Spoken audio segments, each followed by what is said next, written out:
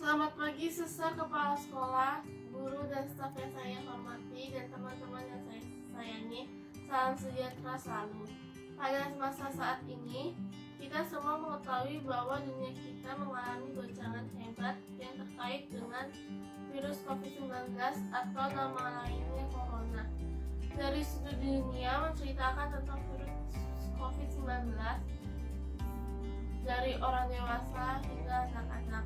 Sejak diumumkannya adanya COVID-19 di awal bulan ini, masyarakat menjadi takut, dan ini saya alami sendiri di lingkungan tempat tinggal saya.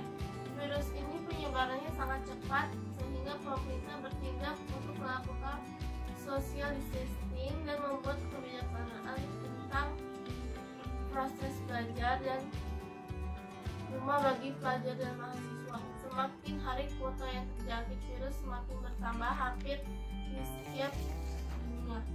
Pemerintah pun menghimbau supaya masyarakat menunda kegiatan yang melibatkan peserta banyak orang, meningkatkan pelayanan pengetasan virus COVID-19 dan pengobatan secara maksimal dengan memanfaatkan kemampuan rumah sakit. Maka dari itu, marilah kita semua menjaga kesehatan kita, menjaga kebersihan, membiasakan mencuci tangan setelah melakukan kegiatan apapun, dan jangan lupa memakai sabun cuci tangan supaya bersih dan jauh dari kuman.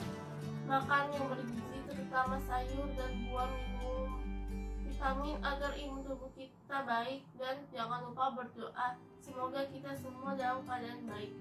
Demikian pidato ini saya sampaikan. Apabila ada salah kata dalam pidato ini, saya mohon maaf yang sebesar-besarnya. Terima kasih. Bapak, Ibu, dan saudara sekalian yang saya hormati, salam sejahtera bagi kita semua. Perkenalkan, nama saya Safa dari SD Kasong Timur, kelas 6C. Saya akan memberikan informasi tentang virus COVID-19 dan pencegahannya.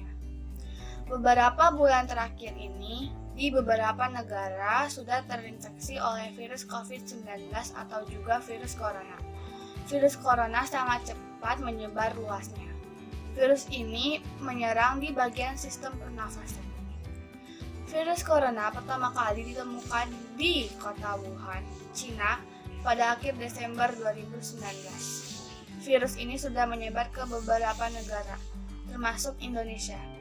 Gejala-gejala virus corona adalah demam di atas 38 derajat, batuk, dan sesak nafas. Menurut penelitian, virus ini berlangsung selama 2 hari hingga 2 minggu. Oleh karena itu, pemerintah melakukan pembatasan sosial. Mengapa 14 hari?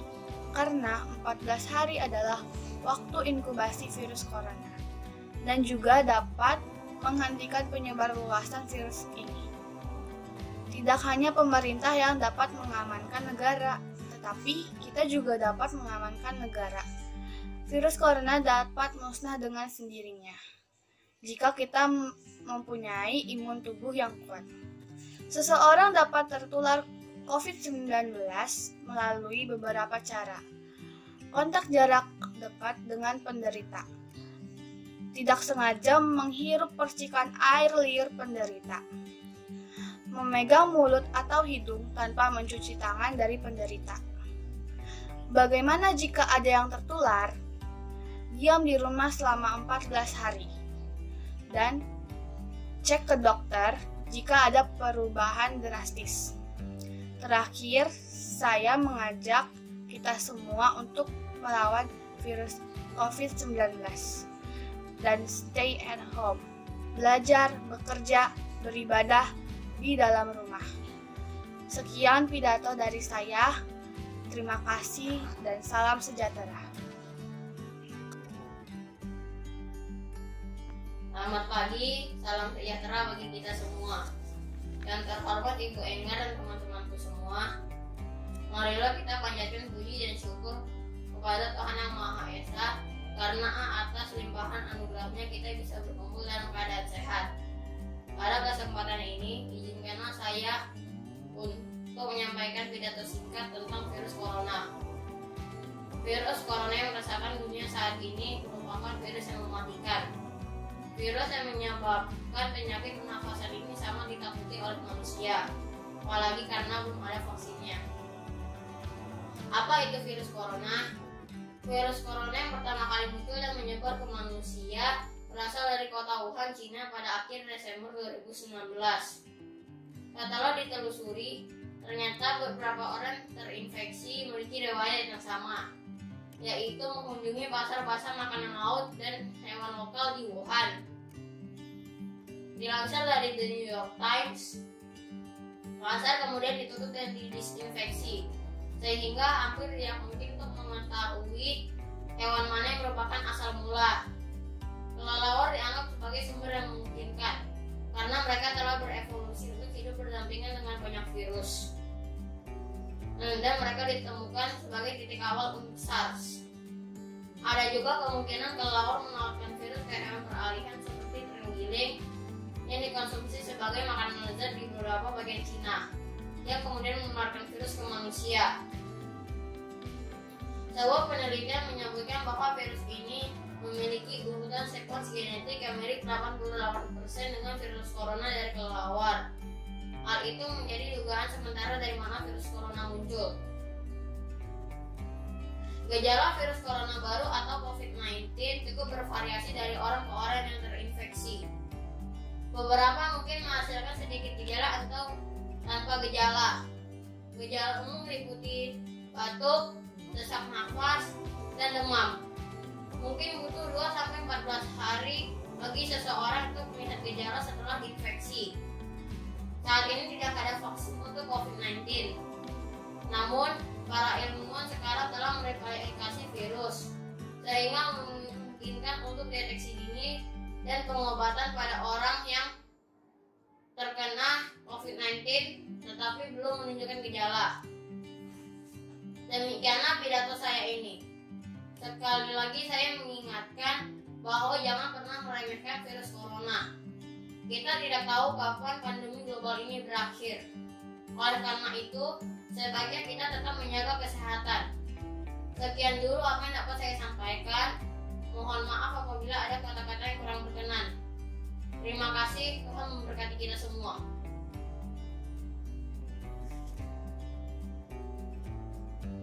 Selamat pagi dan salam sejahtera.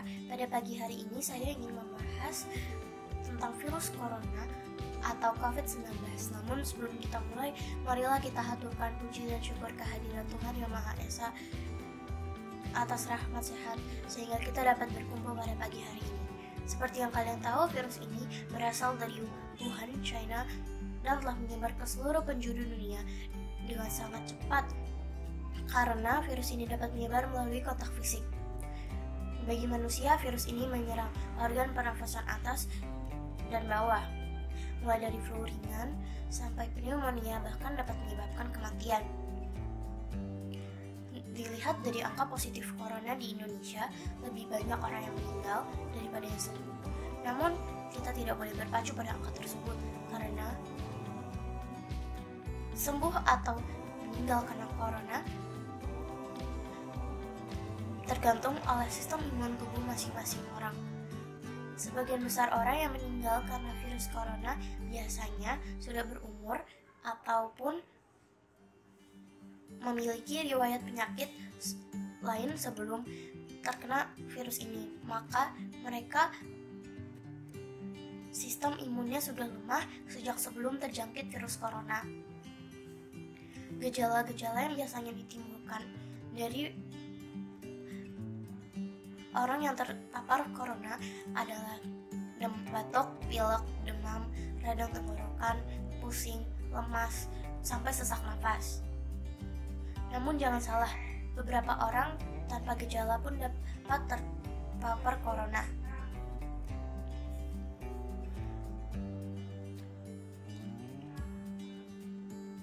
Oleh sebab itu, sebaiknya kita melakukan langkah-langkah mencegah virus corona menjangkit tubuh kita. Langkah-langkah tersebut antara lain mencuci tangan dengan air dan sabun serta menerapkan 5 cara cuci tangan. Kemudian, etika batuk dan bersin. Jangan menutup mulut dan hidung ketika bersin menggunakan telapak tangan, melainkan tutuplah menggunakan lengan dalam ataupun menggunakan tisu. Lalu jangan berkontak fisik dengan orang-orang yang batuk, pilek, dan demam. Yang terakhir, gunakan masker ketika ingin bepergian atau ketika sedang sakit. Terima kasih atas perhatiannya. Mohon maaf jika ada salah kalimat pada ucapan saya yang kurang berkenan bagi kalian semua. Semoga kita semua dijauhkan dari penyakit ini. Selamat siang.